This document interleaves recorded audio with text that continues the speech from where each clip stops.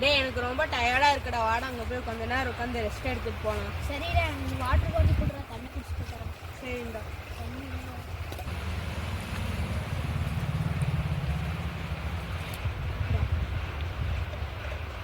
சரிடா, வாடா அங்கே போய் ரெஸ்ட் எடுத்துக்கலாம்.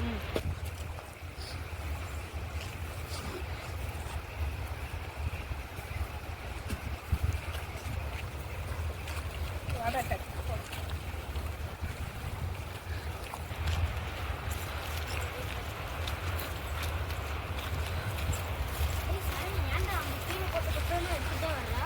பின்ன ஏன்டா நீங்கெல்லாம் அங்கே குப்பையை போட்டு வந்துட்டீங்க? இந்த குப்பையெல்லாம் அங்கே போட்டால் மரமே முளைக்காதுடா. வேண்டா, மண்ணில் போட்டால் மக்காது, தண்ணி கொடுத்தா விற்காதுன்றோம். சரிடா, வாடா விளையாடலாம் நம்ம. சரி விளையாடலாம். நீங்கள் இதை பெருசாக பார்க்காம விளாண்டுக்கிறீங்கடா. ஆனால் இதனால என்ன விளைவு வருதுன்னு உங்களுக்கு தெரியுமா?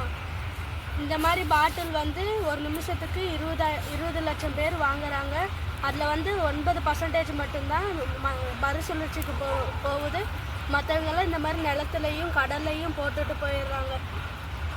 அப்புறம் இது வந்து மேலேருந்து மழை பெய்யும் போது மழையோடு சேர்ந்து கலந்து அது வந்து நீர்நிலைகளில் போய் கலக்கும்போது அதை வந்து நீர் உயிரினங்களுக்கு பெரிய பிரச்சனையாக இருக்குடா.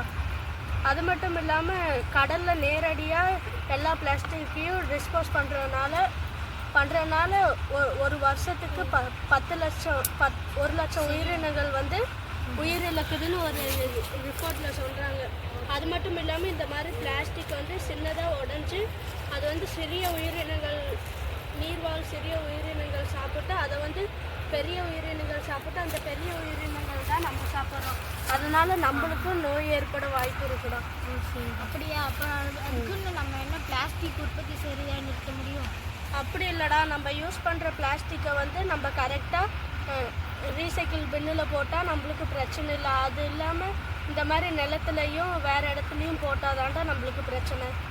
சரிடா, புரிஞ்சது, வாங்க போகலாம். இப்போ போனால் வீட்டுக்கு சீக்கிரமாக போகுது.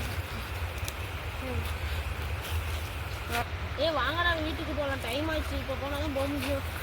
இங்கே வாங்கடா, இங்கே நிறைய குப்பையாக இருக்குடா, எடுத்துகிட்டு எங்கேயாச்சும் குப்பை தொட்டியில் போட்டு போயிடறாங்க. சரி வாங்கடா.